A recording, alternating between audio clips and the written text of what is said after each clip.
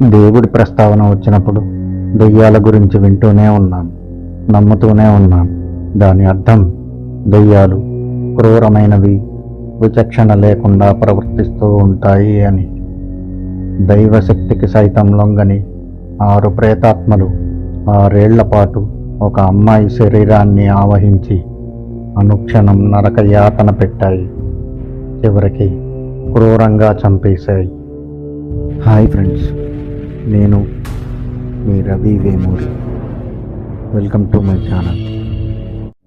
The exorcism of Emily Rose అనే సినిమా 2005వ సంవత్సరంలో విడుదలై ప్రపంచాన్ని వణికించిన కల్పిత కథ కాదు. అది 1976వ సంవత్సరంలో ముగిసిన నిజ జీవిత వ్యథ. జర్మనీ దేశ చరిత్రలో సంచలనంగా మిగిలిన అన్నెలీస్ మిషేల్ అనే యువతి కన్నీటి గాథ. అది నేటికి అసలు ఏం జరిగిందో తెలుసుకునే ముందు నాదొక చిన్న రిక్వెస్ట్ ఫ్రెండ్స్. వీడియోను చూసే ప్రతి ఒక్కరూ ఒక్క లైక్ చేయండి. మీరు చేసే ప్రతి లైక్ నాకు ఒక ఎనర్జీ డ్రింక్ లాంటిది. అలాగే వీడియో నచ్చితే సబ్స్క్రైబ్ చేసుకోండి. మరిన్ని వీడియోస్ కోసం బెల్ ఐకాన్ని ప్రెస్ చేయడం మర్చిపోకండి. ఇక వీడియోలోకి వెళ్తే, ఉన్నట్టుండి నవ్వడం, క్రూరంగా చూడడం, ఎంతటి బలవంతుడినైనా ఒంటి చేత్తో నొక్కిపెట్టి కదలనేయకుండా చేయడం, పైకి లేచి చేతులు చాచి వికృతంగా ప్రవర్తించడం, తనని తాను బాధించుకోవడం, కాళ్లతో పాటు చేతులను ఉపయోగించుకొని మెట్లు దిగడం, మనిషి మొత్తం రకరకాల మెలికలు తిరగడం, ఇలాంటివన్నీ నేటి హారర్ చిత్రాలలో సాధారణంగా కనిపించే దృశ్యాలు. కానీ దెయ్యం ఆవహిస్తే ఇలానే ప్రవర్తిస్తారు అని మొదటిసారిగా ప్రపంచానికి తెలిసింది మాత్రం అన్నెలీస్ని చూసినప్పుడే. అన్నెలీస్ పశ్చిమ జర్మనీ బవేరియాలోని లిబ్లీఫింగ్లో సెప్టెంబర్ 21, 1952వ సంవత్సరంలో జోసెఫ్ మరియు అన్నా మిషేల్ దంపతులకు జన్మించింది. వాళ్ళు రోమన్ క్యాథలిక్స్. అన్నేకు 3 సోదరీమణులు. చిన్ననాటి నుండి దైవభక్తి కలిగిన ఆమె తల్లిదండ్రులతో కలిసి వారంలో 2 సార్లు చర్చికి హాజరయ్యేది. అలాంటి అన్నే ఉన్నట్టుండి దేవుణ్ణి ద్వేషించడం మొదలుపెట్టి ఆమెకు 16 ఏళ్ల వయసులో హఠాత్తుగా ఆరోగ్యం దెబ్బతింది.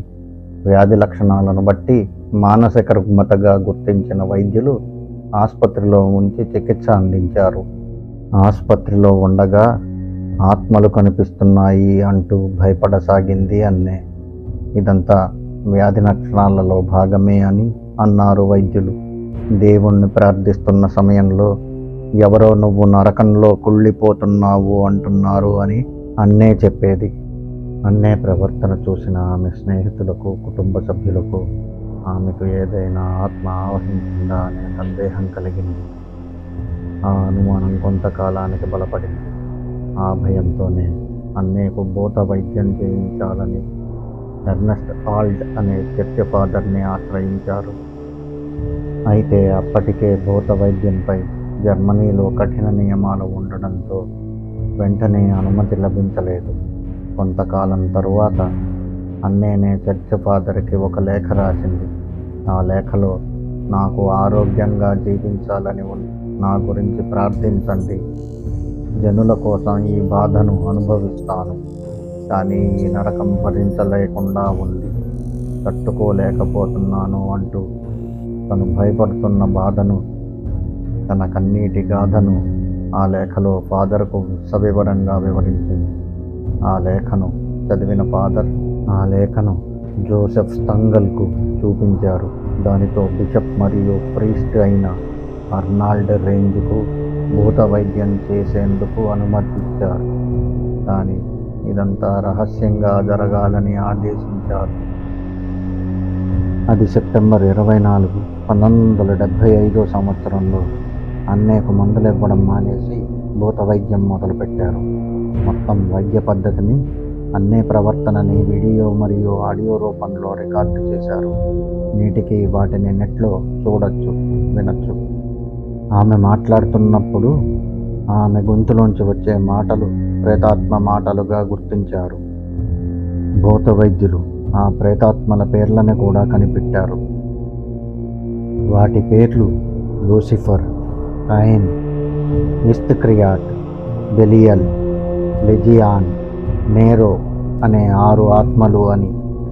కానీ వాటిని అన్నే శరీరంలోంచి వెళ్ళగొట్టడంలో విఫలమయ్యారు.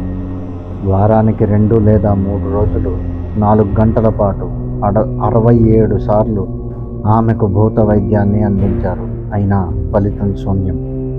ఆ నరకాన్ని భరించలేక అన్నే 1976 జూలై 1న తన 23వ ఏట చనిపోయింది. అప్పుడే ప్రపంచం అన్నే కథ వైపు తిరిగి చూసింది. ఈ మరణానికి విషపు ఆదేశాలతో చేసిన భూత వైద్యమే కారణమని పోలీసులు కేసు నమోదు చేశారు. అందుకు సహకరించిన అన్నే తల్లిదండ్రులను అరెస్ట్ చేశారు. అన్నే సుమారు 10 నెలలు ఆహారం తినలేదని, పౌష్టికాహార లోపంతో చనిపోయిందని, ఎముకలన్నీ ఛిద్రమై మాంసం ముద్దలా మారిందని, కేవలం 30 కేజీల బరువు ఉందని పోస్ట్ మార్టం రిపోర్టు వచ్చింది. అన్నే తల్లిదండ్రులు ఆమెకు ప్రేతాత్మలు ఆవహించాయని, అందుకే భూత వైద్యులను సంప్రదించాల్సి వచ్చిందని వివరిస్తూ వైద్యం చేసినప్పటి వీడియో మరియు ఆడియోలను కోర్టు ముందుంచారు. సాక్ష్యాలను పరిశీలించిన కోర్టు ఇదంతా నిజమేనని నమ్మి వారందరినీ విడుదల చేసింది. ఆ వీడియోలు ఎంత భయానకంగా ఉన్నాయంటే, అన్నే తనని తాను గాయపరుచుకోవడం, తన మూత్రాన్ని తానే తాగే వీడియోలను మరియు వేరు గొంతులతో మాట్లాడే ఆడియోలను చూస్తే ఒళ్ళు జలధరిస్తుంది. అలాంటి కొన్ని వీడియో మరియు ఆడియోలు మీకోసం.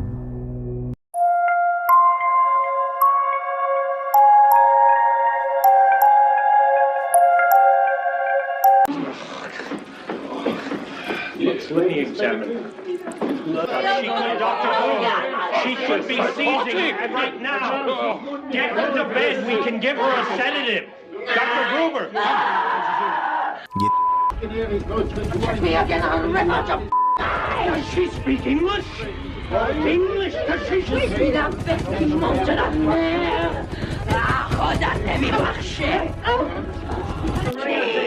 What? What do you got? Change it quick.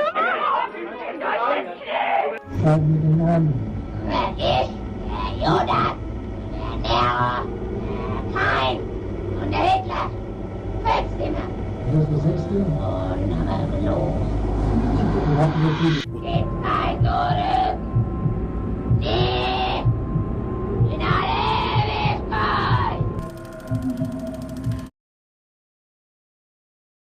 అన్నే అనారోగ్యంతో బాధపడుతూ ఉంటే భూత వైద్యం చేయించి తిండి పెట్టకుండా చంపేశారని, తల్లిదండ్రుల ఒత్తిడి, కఠిన నియమాలు, చాదస్తం కారణంగానే అన్నే పిచ్చిది అయ్యిందని పలు విమర్శలు వచ్చాయి. ఇదంతా జరిగి 37 సంవత్సరాల తర్వాత సరిగ్గా 2013 జూన్ 6వ తారీఖున అన్నెలీస్ మిషేల్ నివాసం ఉన్న ఇల్లు అగ్నికి ఆహుతి అయింది. ఎవరూ లేని ఇంట్లో మంటలు ఎలా వ్యాపించాయి అనేది మరో మిస్టరీ. మరో పక్క ఆ మంటల్లో తమకు అన్నే కనిపించిందని స్థానికులు ఫోటోలు, వీడియోలు షేర్ చేయడం సంచలనమైంది. దీనితో అన్నే కథ మరోసారి తెర మీదకు వచ్చింది. 6వ తేదీ 6వ నెల 2013 ఇవన్నీ కలిపితే 666 అవుతుందని, 666 అనే నంబరు దయ్యాల సంఖ్య అని, అగ్ని ప్రమాదానికి కారణం ప్రేతాత్మ అని అప్పట్లో మీడియా ప్రచారం కూడా జరిగింది.